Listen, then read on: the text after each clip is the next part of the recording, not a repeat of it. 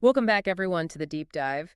Today, we're rewinding the clock a bit, taking you back to January 28th, 2025. Oh, I remember that day. Yeah, it felt like the entire year's worth of AI news got crammed into just 24 hours. It really was a whirlwind. Every time you refresh the news, there was another major AI development being announced. And that's exactly what we're diving into today. We've got a mountain of articles, reports, early analyses, all trying to make sense of what went down on that day. Right, because it wasn't just about the individual announcements, it was the overall feeling, like something fundamental had shifted in the world of AI. Exactly. So beyond the hype, what did it all really mean? Are we seeing a real change in who gets to use AI? Yeah. How is this technology reshaping the power dynamics in the tech world?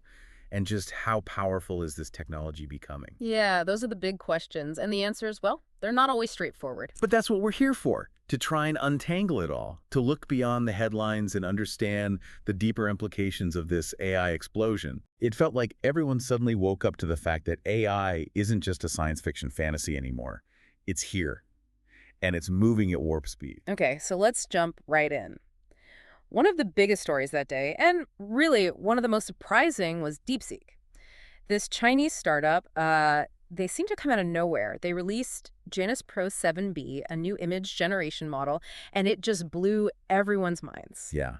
Genus Pro, it wasn't just another image generator. The quality and accuracy, it just outperformed even the biggest names in the industry. And they did something really unexpected. They released it under an MIT license, meaning anyone could use it, even for commercial purposes. It was a huge statement. Instead of guarding their technology like a trade secret, they basically gave it to the world. Which is wild, right? Especially when you compare it to what OpenAI did that same day. They released ChatGPT Gov, a version of ChatGPT specifically for government use. Right. It's almost like they were taking opposite approaches to AI.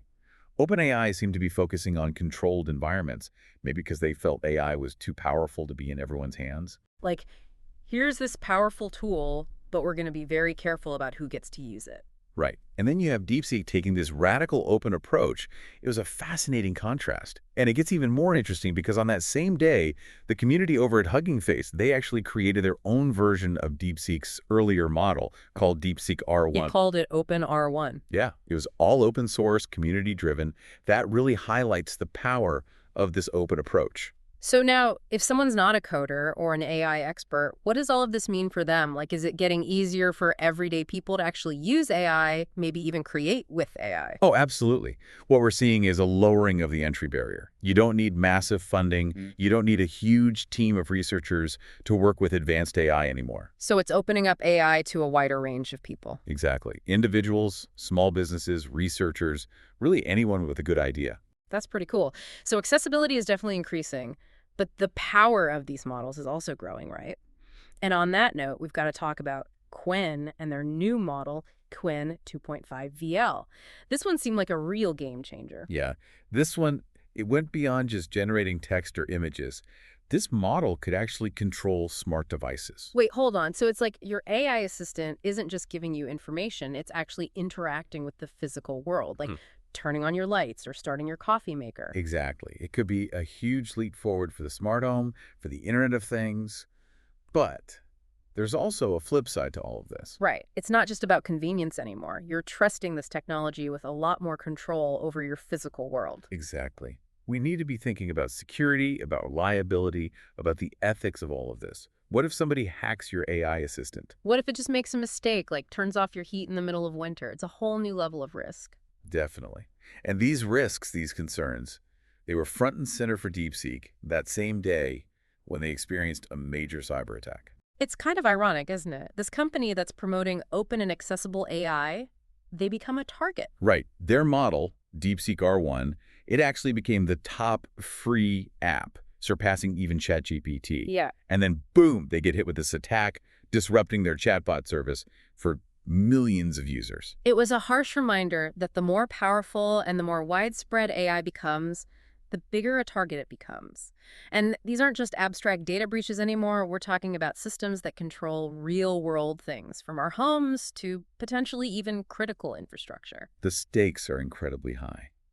And speaking of high stakes, we can't ignore what Meta was up to on that same day. Yeah, the parent company of Facebook and Instagram, they rolled out some major AI upgrades, and let's just say they got really, really personal. They basically went all in on personalization, Yeah. using their vast trove of social data to create an AI assistant that was incredibly tailored to each individual user. I mean, they're talking about accessing everything, your Mm. location, your browsing history, what you like, what you watch, even your dietary preferences, all to give you a more personalized experience. It's like having a best friend who knows a little too much about you, but they're also your AI assistant.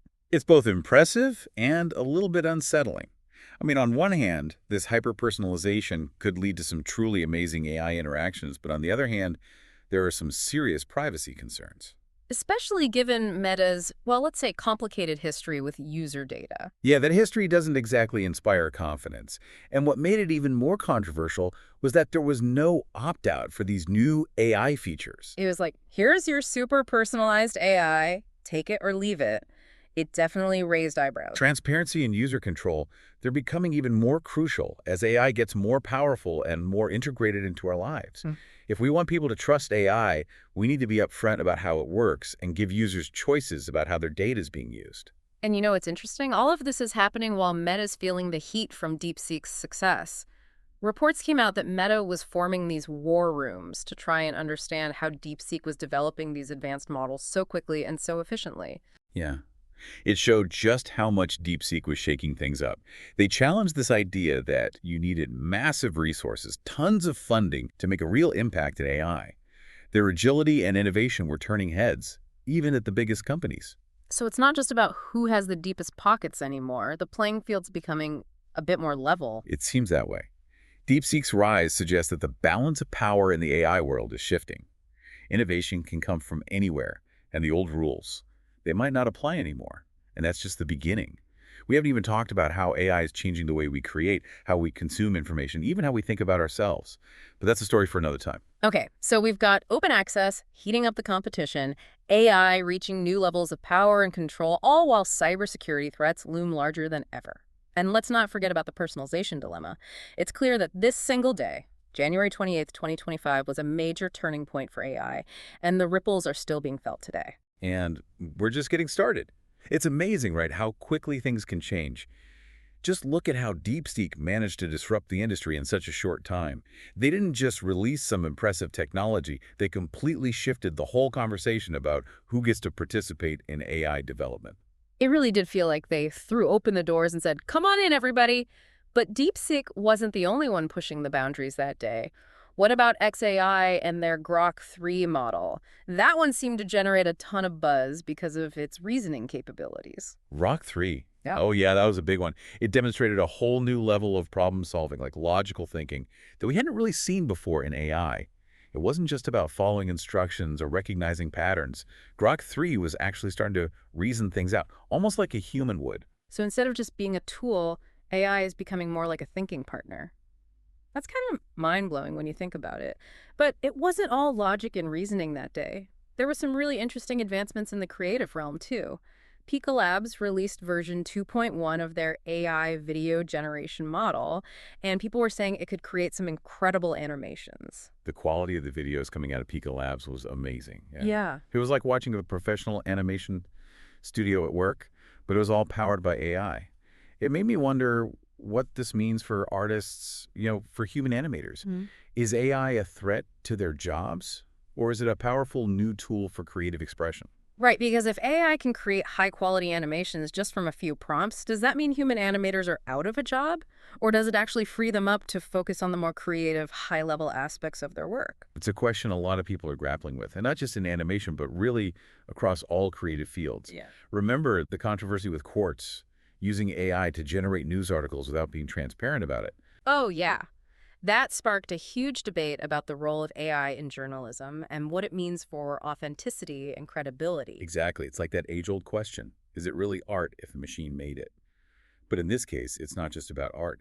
It's about information, about news, and the trust we place in the sources we rely on. And it goes beyond journalism, too. Think about Music, art, literature, filmmaking, AI is becoming increasingly capable of generating creative content in all of these areas. It's forcing us to rethink what it means to be a creator, what constitutes originality, and how we value human creativity in a world where machines can generate seemingly original works of art. It's almost like we need a whole new set of rules for the AI age, a new way of thinking about creativity, about authorship, Yeah. and the value we place on human expression. It's a lot to consider, and it highlights that this isn't just a technology issue, it's a cultural issue, a societal issue, maybe even a philosophical issue. Absolutely. It's about our values, our beliefs, and really our understanding of what it means to be human in a world where those lines between human and machine are becoming increasingly blurred. So we've talked about AI becoming more accessible, more powerful, more personalized, even more creative. But let's step back for a moment and think about what this means for everyday people. Like, what should we be paying attention to as AI continues to evolve at this crazy pace? I think the most important thing is to stay informed. AI is changing so rapidly, and it's impacting every aspect of our lives, whether we realize it or not. We need to understand what's happening, what the potential benefits and risks are, so we can make informed choices about how we interact with this technology. So it's not enough to just sit back and watch this happen. We need to be actively engaged, asking questions, and trying to understand how AI is shaping the world around us. Exactly. Don't just accept the hype or the fear-mongering you see out there. Dig deeper, explore different perspectives, and form your own opinions based on evidence and critical thinking. Because ultimately, this isn't just about technology, it's about how we choose to use it, how we integrate it into our lives, and how we shape its development to ensure it benefits humanity as a whole. Right. That's the key, absolutely. We need to be active participants in this conversation, not just passive observers. The future of AI is something we're all creating together. So, how can people become more than just observers? Like, what are some practical steps they can take to actually get involved and make a difference? One great way to start is by simply exploring the AI tools that are becoming more and more accessible. There are tons of free and low-cost apps and platforms out there you can experiment with. See how they work, understand their capabilities, and think about how they might be used to solve problems or create new opportunities in your own field of interest. It's like getting your hands dirty, playing around with AI to see what it can do. It's about demystifying it and realizing that it's not just this magical black box that only a few people understand. It's a tool that anyone can use. And the more people who engage with AI, the better. It helps break down those barriers of fear and misunderstanding, and it allows more voices to contribute to the conversation about how AI should be developed and used. So we should be encouraging people to experiment with AI, to learn about it, to ask questions, and to share their experiences and insights. It's about creating a more informed and engaged public, right? Exactly. And it's not just about individual engagement either. We need to be having these conversations at a societal level as well. Talk to your friends and family, reach out to your elected officials, participate in online forums and communities. The more we discuss these issues, the better equipped we'll be to navigate the challenges and opportunities of the AI age. It's like we need a collective awakening to the power and potential of AI, but also to the risks and ethical considerations that come with it. We need to be having those tough conversations about privacy, security, bias, and the impact of AI on our jobs, our relationships, even our very understanding of what it means to be human. It's a lot to process, Yeah. but it's essential that we engage with these issues head on. The future of AI is not predetermined. It's something we're all actively shaping with every choice we make, every question we ask, and every action we take.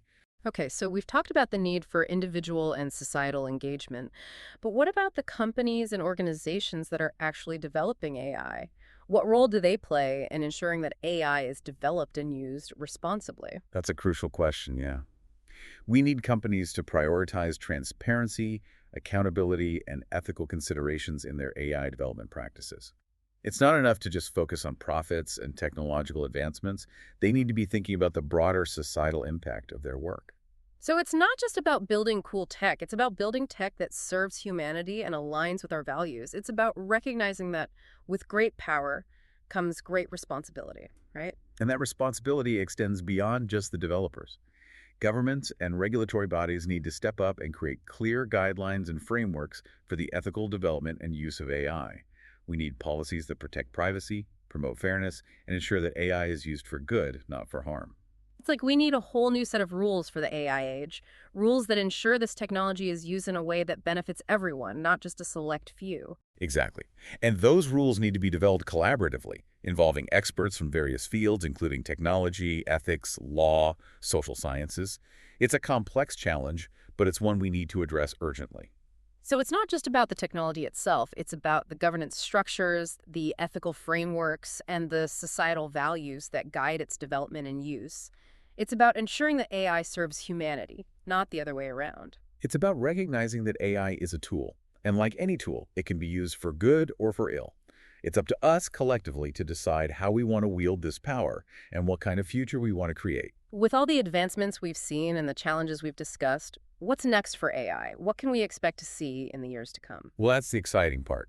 The possibilities are truly limitless. We're seeing breakthroughs in areas like natural language processing, computer vision, robotics, and even artificial general intelligence, which aims to create AI systems with human-level cognitive abilities. Okay, now we're getting into sci-fi territory again.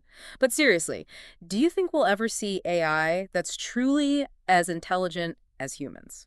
That's a question that has sparked countless debates and predictions. While there's no definitive answer, the progress we've seen in recent years suggests that we're moving closer to that possibility. That's both exciting and a little bit terrifying, right? I mean, if we create AI that's as smart as us, what does that mean for humanity? Are we creating our successors? Are we creating something that could potentially surpass us in every way? Those are profound questions that we need to address with great care and consideration. The development of artificial general intelligence raises some fundamental questions about the nature of consciousness, about ethics, about the future of our species. It's like we're not just talking about technology anymore. We're talking about philosophy, existentialism, the very essence of what it means to be human. Indeed, the advancements in AI are forcing us to confront these profound questions in a way we never have before. It's a challenging but also incredibly exciting time to be alive. Okay, my mind is officially blown. But before we spiral into an existential crisis, let's bring it back to our whirlwind day in the world of AI, January 28th, 2025. What stands out to you the most from all the events and developments we've discussed? What really resonated with you? For me, it's the sheer speed of innovation and the fact that it's happening on a global scale. We have Chinese startups challenging American giants, open source communities pushing the boundaries, and these ethical dilemmas emerging that require global collaboration to even begin to solve. It really was a pivotal moment, wasn't it? It felt like the whole world woke up to the power and potential of AI and also to the challenges and responsibilities that come with it. And it wasn't just about the technology itself, it was about the broader societal and philosophical implications. It was about realizing that AI is not just a tool, it's a mirror reflecting our own values, our aspirations, and our anxieties. And that's a pretty powerful image, AI as a mirror reflecting humanity back at itself. It makes you wonder, what does that reflection tell us? What does it reveal about who we are and what we're capable of? That's a question worth pondering, isn't it? Yeah. And it's a question that I think we'll be grappling with for many years to come. So as we wrap up our deep dive into this whirlwind day in AI, what's the one thing you hope people take away from all of this? I think the key takeaway is that AI is not some far-off thing anymore. It's here. It's evolving incredibly fast, and it's already having a profound impact on the world. We can't just sit back and watch this happen. Because the choices we make today, the questions we ask, they're going to shape AI for generations to come. Exactly. We're at a real crossroads. The decisions we make collectively, they'll determine whether AI becomes a force for good or leads us down a path with a lot of unforeseen consequences. So let's say someone's listening to this and they're thinking, okay, I get it. I don't want to just be a bystander. I want to get involved. I want to make a difference. What advice would you give them? The first step is education. There are so many resources out there. Articles, podcasts, online courses, even whole communities dedicated to understanding AI. The key is to be critical, to consider different perspectives and really form your own informed opinions. So it's not just about taking everything you read at face value. It's about doing your own research, thinking for yourself, and questioning assumptions. Exactly. And don't be afraid to get some hands-on experience. Experiment, play around with AI tools, see how they work, understand their limitations, and think about how they could be used to solve problems or even create new opportunities. So it's like learning by doing. AI is not just for tech geniuses. It's a tool that anyone can use. Absolutely. And we're seeing AI being used in healthcare, education, finance, art, music, all sorts of fields. The more people who engage with it, the better the chances are that it will be developed and used responsibly. Okay, so educate yourself, experiment, engage. That's a great starting point.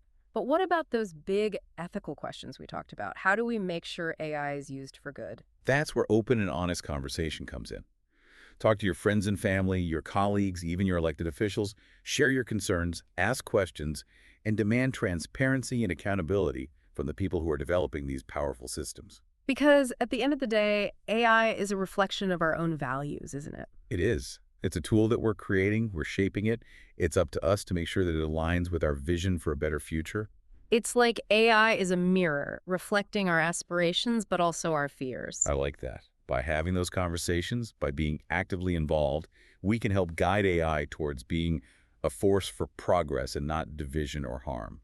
All right, well, we've covered a lot of ground today, from those groundbreaking advancements to those big ethical challenges that are still out there. What's the final thought you want to leave our listeners with? I would say this. The future of AI is not set in stone. It's a story that we're writing right now. Together, with every choice we make, every question we ask, let's choose wisely, let's act responsibly, and work together to make sure that AI becomes a force for good in the world. That's a powerful message. Thanks for joining us on this deep dive. And to all our listeners, until next time, keep exploring, keep questioning, and keep the conversation about AI alive.